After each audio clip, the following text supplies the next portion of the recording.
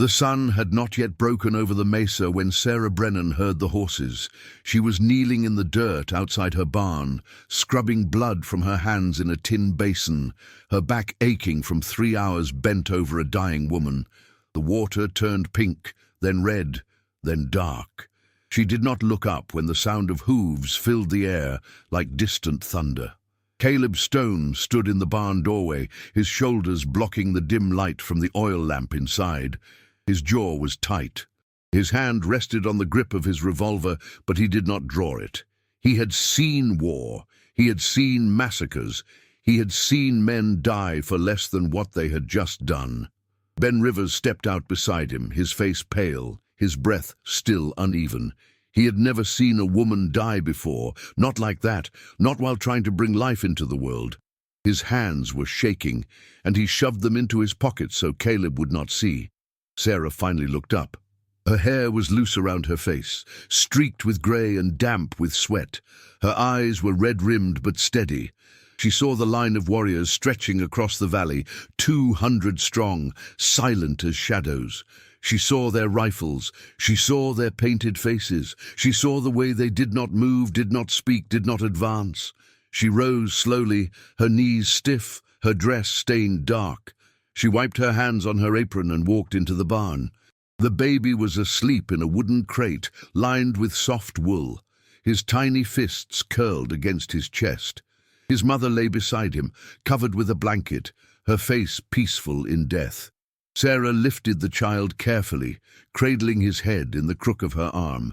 He was so small, so fragile. She had delivered hundreds of babies in her life, but this one felt different.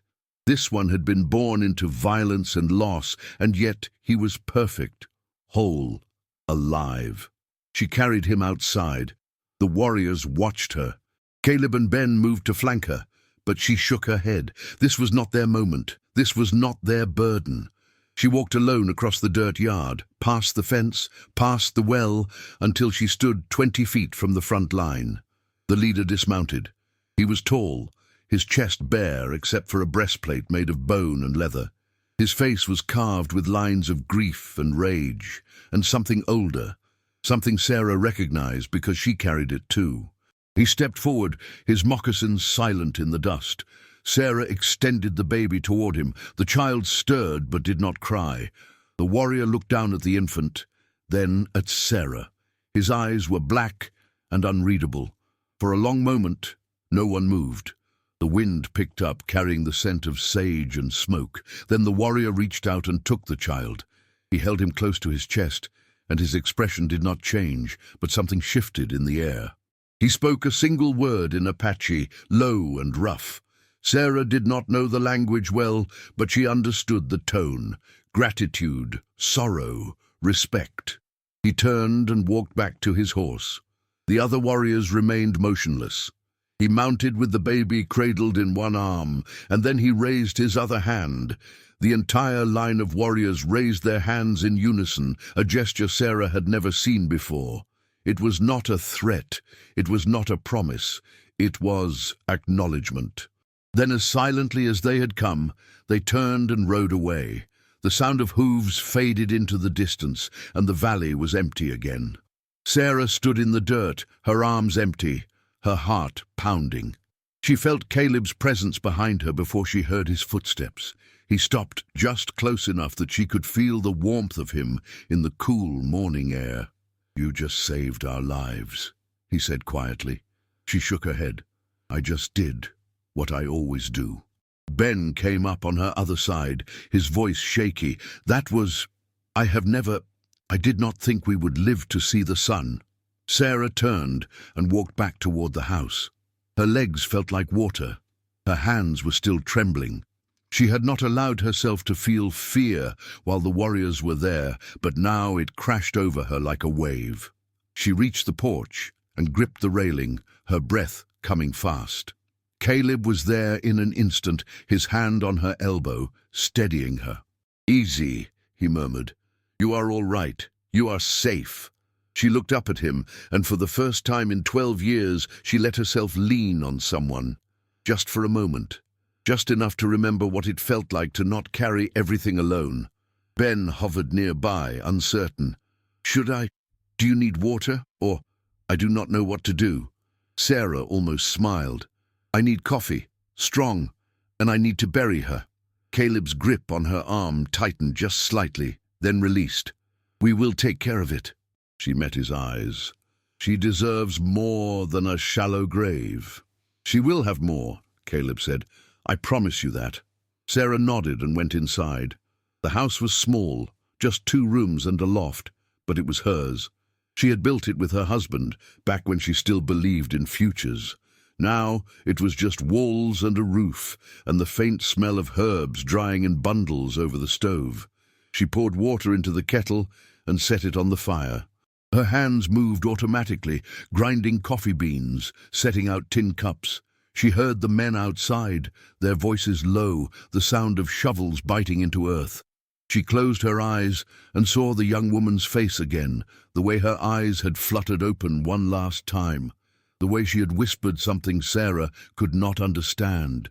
"If you were this woman, living alone for years, would you let 2 strangers step into your home on a night like this?" Sarah poured the coffee when it was ready and carried 2 cups outside. Caleb and Ben had chosen a spot beneath the cottonwood tree at the edge of the property, where the ground was soft and the shade was deep. They were digging in silence, their shirts damp with sweat despite the cool air. She set the cups on a flat rock and watched them work. Caleb's movements were efficient, powerful, each strike of the shovel deliberate. Ben was less practiced, but he did not stop, did not complain. They were good men, she could see that. Good men who had done something terrible or been part of something terrible, and now they were trying to atone. When the grave was deep enough, they climbed out and stood beside it, breathing hard. Sarah went back to the barn and wrapped the young woman in a clean quilt, one she had made years ago and never used. She and the men carried the body together, lowering it gently into the earth. Sarah spoke a prayer, not from the Bible, but from her heart. She thanked the woman for trusting her. She asked the land to hold her gently. She promised that her son would be loved. Caleb and Ben filled the grave without speaking. When it was done, Ben found a flat stone and placed it at the head.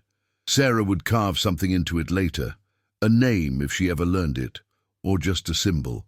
They stood there for a while, the 3 of them, until the sun was fully up and the air began to warm.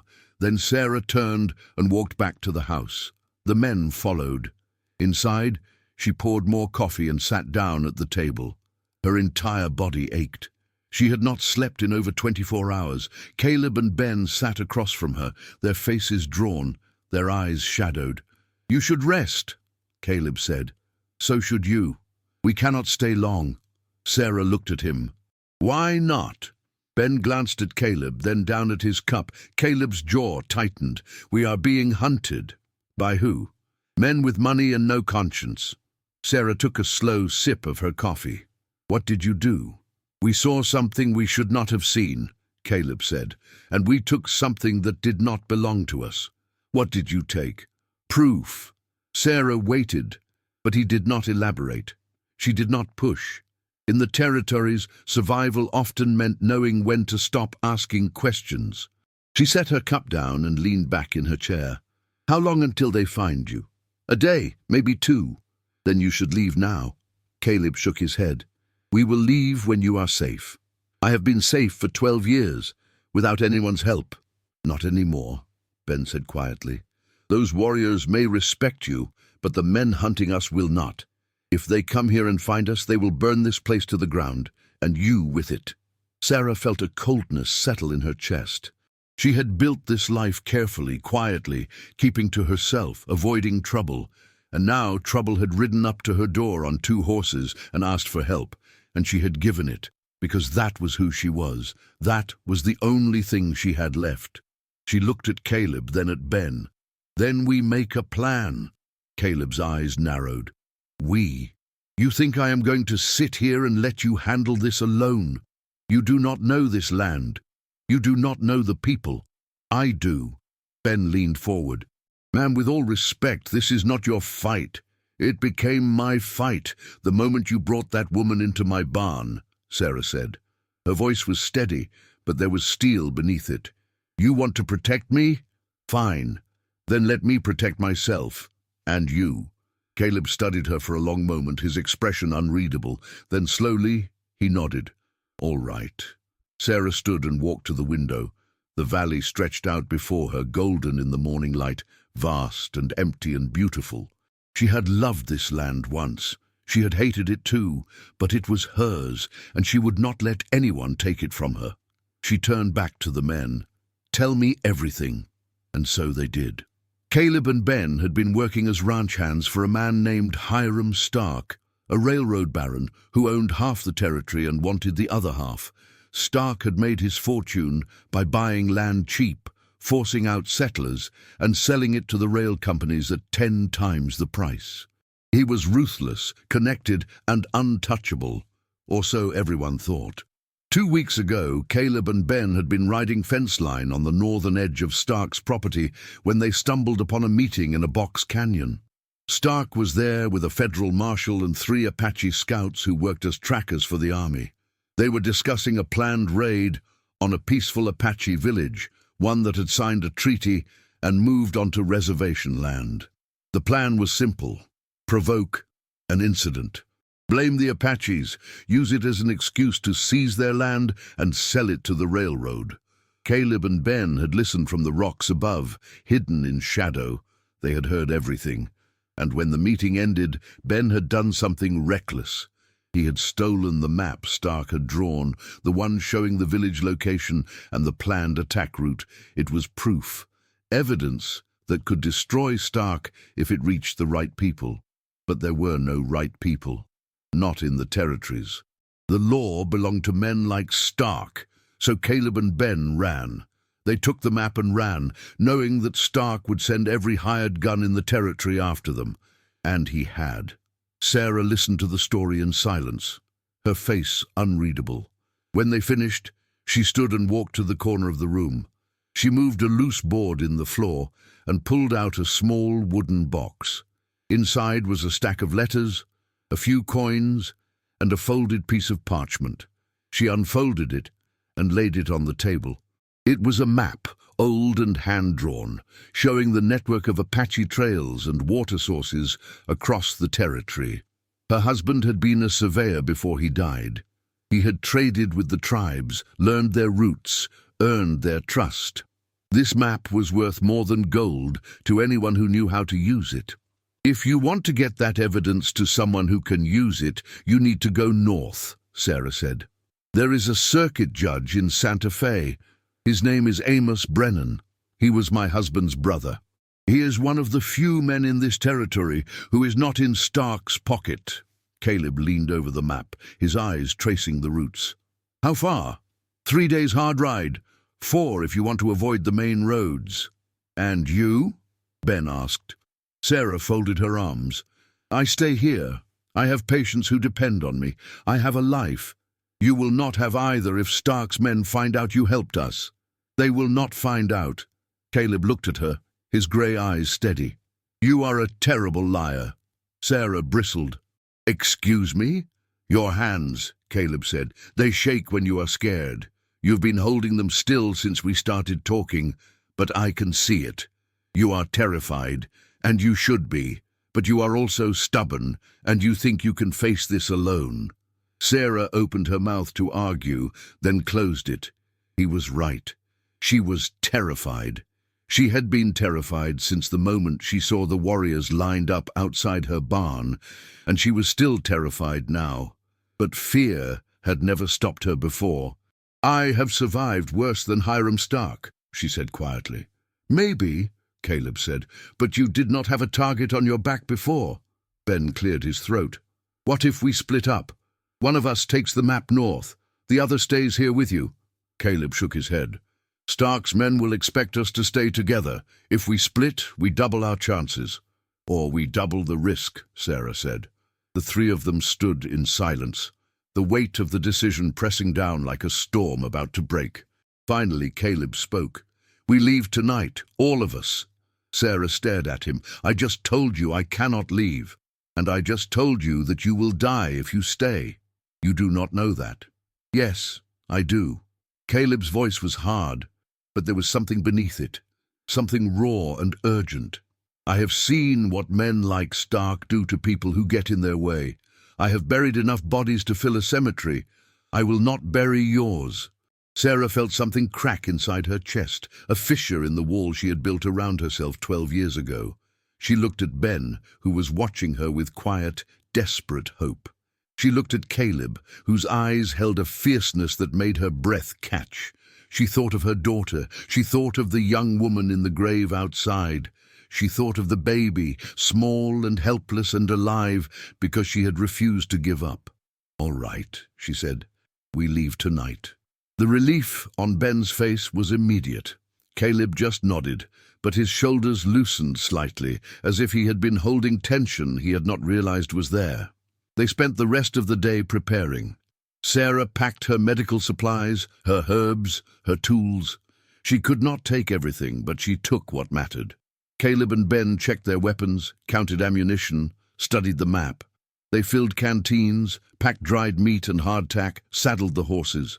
As the sun began to set, Sarah walked through her house one last time. She touched the walls, the table, the chair where she used to sit and watch the fire. She thought about the life she had built here, the solitude she had chosen, the safety she had clung to. It had never been real safety, she had always known that, but it had been enough.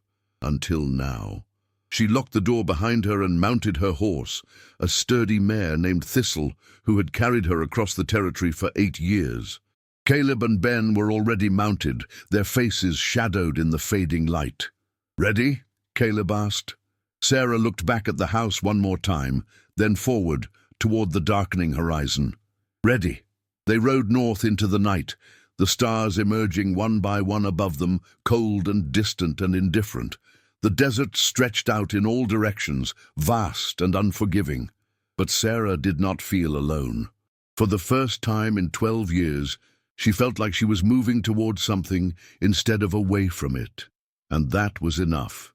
They rode through the night, stopping only once to water the horses at a spring Sarah knew from memory. The air was cold, and their breath came out in white clouds. No one spoke. The sound of hooves on hard ground was the only music. As dawn approached, they reached a narrow canyon with high walls and a hidden entrance. Sarah led them inside, where the rock formed a natural shelter, invisible from the valley below. It was a place her husband had shown her years ago, a place the Apaches used when they needed to disappear. They dismounted and tended the horses. Caleb built a small fire, just enough for warmth, and Ben unpacked the food. Sarah sat on a flat rock and watched the sky lighten, pink and gold bleeding across the horizon. Caleb sat beside her, close enough that their shoulders almost touched. He did not say anything, but his presence was steady, solid, grounding. Sarah found herself leaning toward him without meaning to, drawn by a warmth she had not felt in so long she'd almost forgotten what it was. "You should sleep," he said quietly. "So should you." "I will. After you." Sarah smiled faintly. "You do not trust me to keep watch. I do not trust myself to wake up if something goes wrong." She glanced at him. His face was lined with exhaustion, his eyes shadowed. But there was something else there, too. Something that made her heart beat a little faster. She looked away quickly, focusing on the fire. "Why did you help her?" she asked. "The woman. You could have left her by the road. No one would have known." Caleb was silent for a long moment. When he spoke, his voice was low, almost too quiet to hear. "I had a sister once. She died giving birth. I was not there. I was too busy chasing money and glory. By the time I got home, she was already in the ground. I swore I would never let that happen again." Sarah's chest tightened. She wanted to reach for his hand, to offer comfort, but she did not know how. It had been so long since she had touched someone with tenderness, so long since she had allowed herself to want it. "I am sorry," she said instead. Caleb nodded, his gaze fixed on the fire. "So am I." Ben joined them, handing out strips of dried meat. They ate in silence, the weight of their shared grief hanging in the air like smoke. When they were done, Sarah lay down on her bedroll, and closed her eyes. She expected sleep to come slowly, but exhaustion pulled her under like a tide, and she dreamed of nothing. She woke to the sound of voices, low, urgent, close. She sat up quickly, her hand reaching for the knife she kept under her pillow. But it was just Caleb and Ben, standing at the entrance to the canyon, looking out. She rose and joined them. The sun was high, the heat already oppressive. Below, in the valley, a line of riders moved slowly across the desert, kicking up dust. "Stark's men?" she asked. Caleb nodded. 6 of them, maybe more. "Are they tracking us?" "Not yet, but they will be." Sarah's pulse quickened. "How far are we from Santa Fe?" 2 days, if we push hard." "Then we push hard." They packed quickly and rode out of the canyon, staying low, moving fast. The terrain was rough, all rock and scrub and endless heat. Sarah's back ached, her legs cramped, but she did not complain. Neither did the men. They rode like their lives depended on it, because they did. By evening, they reached a dried riverbed with a few scattered trees. They made camp in the shadow of a boulder, eating cold food and speaking in whispers. Caleb took first watch. Sarah lay on her bedroll, staring up at the stars, listening to the sound of his breathing. She must have dozed, because the next thing she knew, Ben was shaking her awake. His face was pale. "They found us." Sarah was on her feet in an instant, her heart hammering. She grabbed her rifle and followed Ben to the edge of the camp. Below, in the riverbed, torches flickered. Voices echoed off the canyon walls. Too many voices. Caleb appeared beside her, his revolver drawn. "We need to move, now!" They ran to the horses, moving as quickly and quietly as they could. But the riders below were already climbing the slope, their torches growing brighter. Sarah's hands shook as she mounted Thistle, her breath coming fast. Caleb swung into his saddle and looked at her. "Stay close. Do not stop for anything." And then they were riding, crashing through the dark, the sound of gunfire erupting behind them. Sarah leaned low over Thistle's neck, her heart in her throat. A bullet whined past her ear. Another kicked up dirt beside her. She did not look back. She just rode. They burst out of the riverbed and onto open ground, the horses flying, the night air roaring in her ears. Behind them, the torches fell back, unable to keep pace. But Sarah knew they were not safe. Not yet. They rode for hours, until the horses were lathered and heaving. Finally, as the first light of dawn touched the sky, Caleb pulled to a stop. They were in a grove of pines, the air cool and sharp with the scent of resin. Sarah dismounted, her legs shaking. Ben collapsed against a tree, gasping. Caleb stood with his hands on his knees, his chest heaving. "Are we clear?" Sarah asked. Caleb nodded slowly. "For now." Sarah sank to the ground, her entire body trembling. She had been shot at before, but never like this, never hunted like an animal. She pressed her hands to her face and tried to breathe. Caleb knelt beside her, his hand on her shoulder. "You did well." She laughed, a sharp, bitter sound. "I almost got us killed. You kept moving. That is all that matters." She looked up at him, and for the first time she saw past the hard exterior, past the scars and the silence. She saw a man who was just as scared as she was, just as tired, just as desperate to survive. And she saw something else, something that made her chest ache with a longing she had thought was dead. "Caleb," she said quietly. He met her eyes, and the world seemed to stop. The fear, the exhaustion, the danger, all of it faded into the background. For a moment there was only him, only the warmth of his hand on her shoulder, the intensity of his gaze, the way her heart beat faster just from being near him. Ben cleared his throat, breaking the spell. "We should keep moving. Santa Fe is still a day away." Caleb stood, offering Sarah his hand. She took it, and he pulled her to her feet. His grip was strong, rough, warm. She did not want to let go, but she did. They rode through the day, pushing the horses as hard as they dared. By evening, the walls of Santa Fe appeared on the horizon, adobe and stone glowing gold in the setting sun. Sarah felt relief wash over her, so intense It made her dizzy. They entered the town quietly, drawing no attention.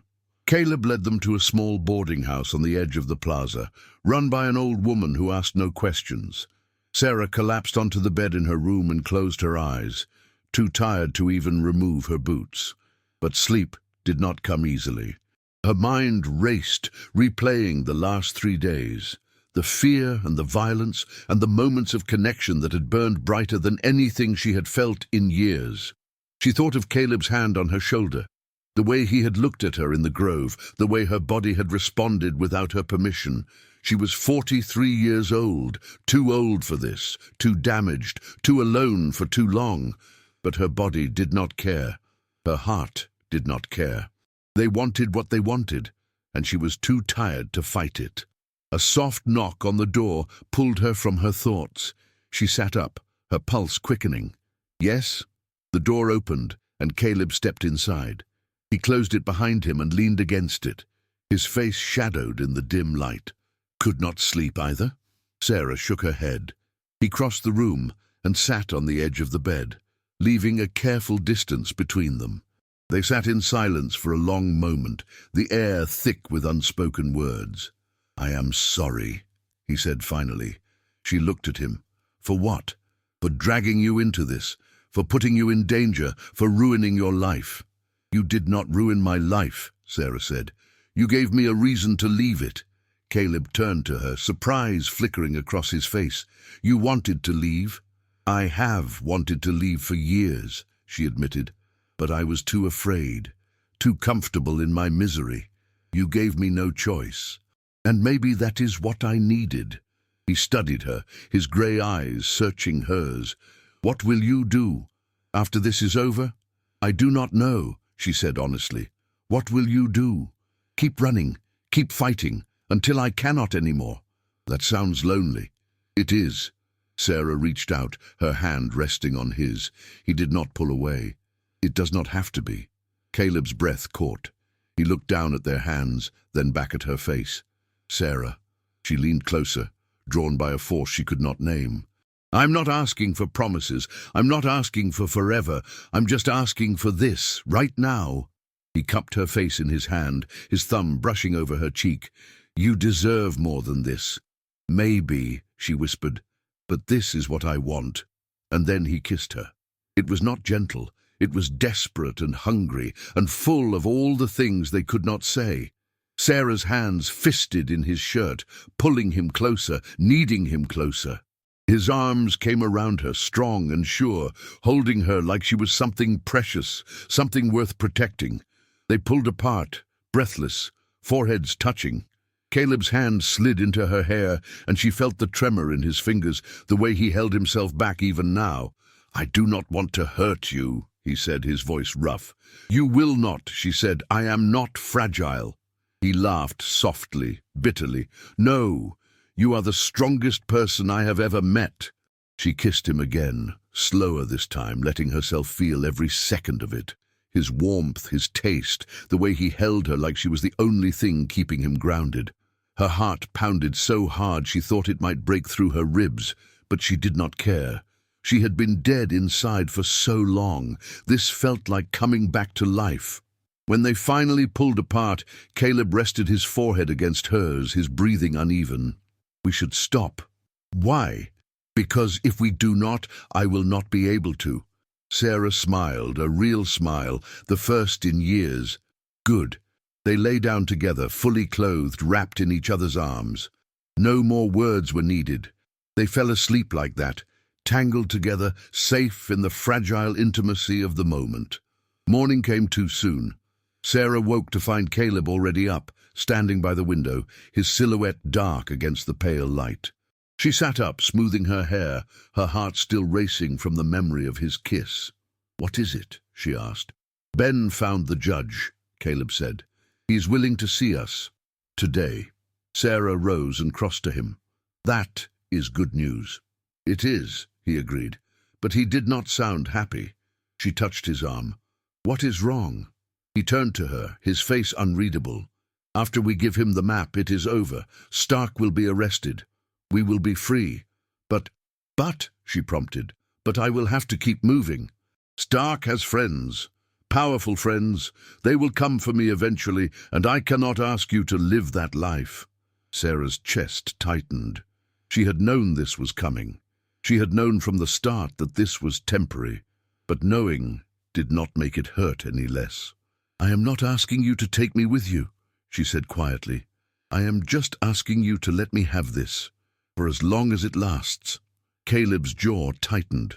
He reached for her, pulling her into his arms, holding her so tightly she could barely breathe. "I do not deserve you. No one deserves anyone," she said. "We just take what we can and hold on as long as we are able." He kissed the top of her head, and she felt his breath hitch, felt the way he tried to hide the emotion beneath his stoic exterior. She held him just as tightly, memorizing the feel of him, the warmth, the strength, the vulnerability he tried so hard to hide. Ben knocked on the door, and they pulled apart reluctantly. "It is time." They walked through the streets of Santa Fe together, the three of them side by side. The judge's office was a small adobe building near the plaza, plain and unremarkable. But when they stepped inside, Sarah felt the weight of what they were about to do settle over her like a shroud. Judge Amos Brennan was an older man with kind eyes and a lined face. He greeted Sarah warmly, recognizing her name, asking after her well-being. She introduced Caleb and Ben, and the judge's expression grew serious. "I have heard of Hiram Stark," he said, "and I have heard of his methods. If you have evidence against him, I will listen." Caleb handed over the map. The judge studied it carefully, his face darkening. "This is damning. With this, I can issue warrants. I can stop the raid. But it will not be easy. Stark has connections." "We know," Caleb said. "But it is the right thing to do." The judge nodded. "Then I will do it." Sarah felt relief flood through her, so intense it made her lightheaded. It was over. They had done it. They had won.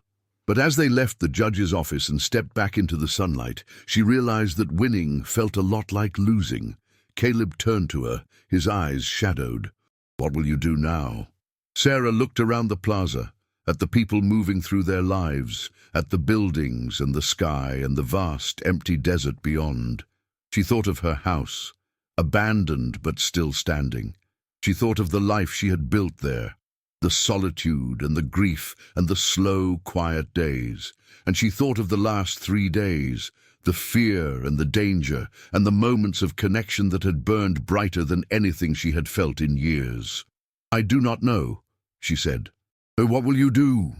"I need to make sure Stark does not come after you," Caleb said. "And after that, I do not know either."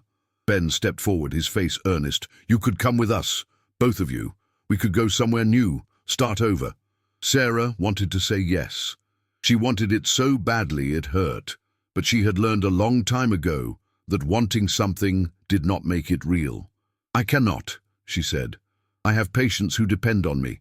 I have a life alone," Ben said gently. "A life that is mine," she corrected. Caleb's jaw tightened, but he did not argue. He just nodded, accepting her decision, even as it broke something inside him. "Then we will make sure you can return to it safely." They stayed in Santa Fe for 3 more days, waiting for the warrants to be issued, for the arrest to be made. Hiram Stark was taken into custody without a fight, his empire crumbling around him. The raid was stopped. The Apache village was saved. It should have felt like a victory. But all Sarah felt was the slow, creeping ache of goodbye. On the last night, she and Caleb sat on the roof of the boarding house watching the stars. They did not speak. They just sat close, shoulders touching, breathing the same air. Finally, Caleb broke the silence. "I will come back. When it is safe, I will find you." Sarah did not believe him. Not because he was lying, but because she knew how the world worked. People said things in the heat of the moment, made promises they could not keep. She had done it herself. "You do not have to," she said. "I want to." She turned to him, her eyes burning. "Caleb, I am 43 years old. I am not some young girl waiting for her hero to return.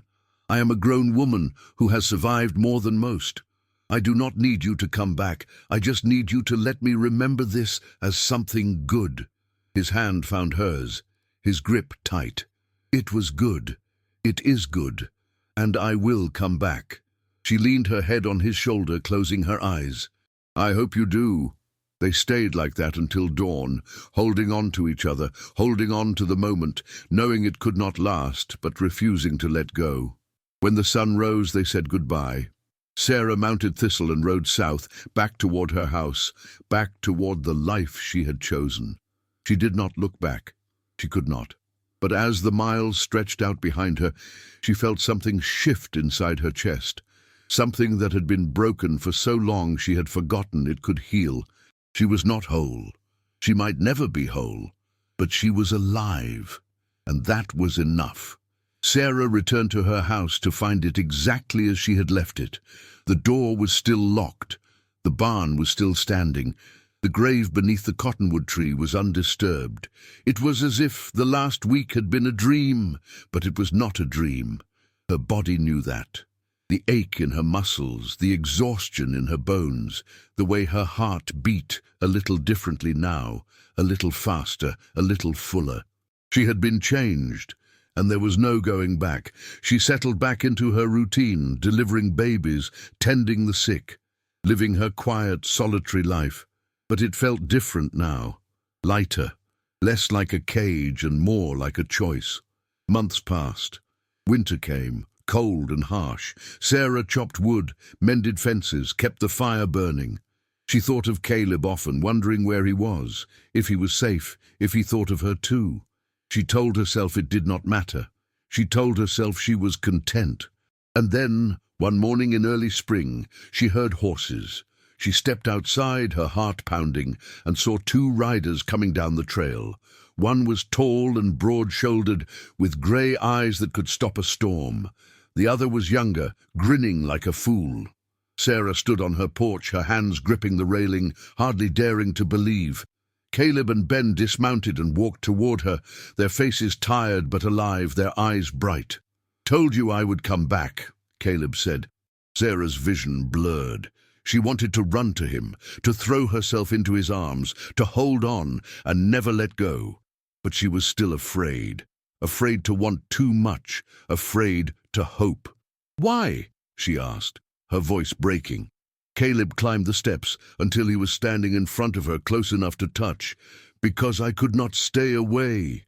Because you were right. I do not want to keep running. I want to stop, here, with you." Sarah's breath caught. "Caleb, I cannot promise you forever. I cannot promise you anything." "I am not asking for promises," he said, echoing her words from that night in Santa Fe. "I am just asking for this, right now." She laughed, a sob caught in her throat, and then she was in his arms, holding him, letting herself feel all the things she had been too afraid to feel. His warmth, his strength, his heartbeat steady and sure beneath her cheek. Ben cleared his throat awkwardly. "So, can we stay? Or should I keep riding?" Sarah pulled back, wiping her eyes, and smiled. "You can stay." And so they did. Caleb and Ben built a cabin on the far edge of Sarah's property, close enough to help, far enough to give her space. They worked the land, repaired the fences, helped with deliveries when Sarah needed an extra pair of hands. Slowly, carefully, they built a life together. It was not perfect. There were hard days, arguments, moments of doubt. But there were also mornings when Sarah woke to the smell of coffee and the sound of Caleb's voice. There were evenings when the three of them sat on the porch, watching the sun set over the mesa, talking about nothing and everything. There were nights when Caleb held her close and whispered promises he could finally keep. One night, as they lay in bed, Caleb's arm around her, Sarah felt something she had not felt in 12 years. Peace. "Do you ever regret it?" she asked quietly. "Staying here. Giving up the open road." Caleb's hand tightened on her waist. "Not for a second. Even when it is hard. Especially when it is hard," he said, "because that means it matters." Sarah closed her eyes, her heart full. She had spent so many years running from pain, hiding from the world, convinced that safety meant solitude. But she had been wrong. Safety was not a locked door. It was not walls or distance or silence. Safety was this. It was waking up next to someone who saw all her scars and loved her anyway. It was building a life with imperfect people who tried their best. It was letting herself be vulnerable and trusting that she would not be destroyed. It was love. Not the easy fairy tale kind, but the real, messy, beautiful kind that required courage and faith and a willingness to risk everything, and it was worth it. Spring turned to summer, and Sarah's garden bloomed. The land that had once felt like a prison now felt like home. She delivered babies, tended the sick, lived her life. But she was not alone anymore. She had Caleb, steady and strong beside her. She had Ben, who made her laugh and reminded her that joy was still possible. She had a family, strange and broken and perfect. One evening, as the sun set and painted the sky in shades of pink and gold, Sarah stood on her porch and looked out over the land. Caleb came up behind her, wrapping his arms around her waist, resting his chin on her shoulder. "What are you thinking?" he asked. Sarah leaned back against him, feeling the warmth of his body, the steady rhythm of his breathing. "I am thinking that I am exactly where I am supposed to be." Caleb kissed her temple. "So am I." And as the stars began to appear, one by one, in the vast western sky, Sarah felt something she had not felt in a very long time. Hope. Not for some distant future, but for this moment, right now. For the life she had built, the love she had found, the second chance she had been given. She had been broken, she had been lost, but she was found now, and she was home. If this story touched your heart, stay close. There are many more nights under western skies waiting for you.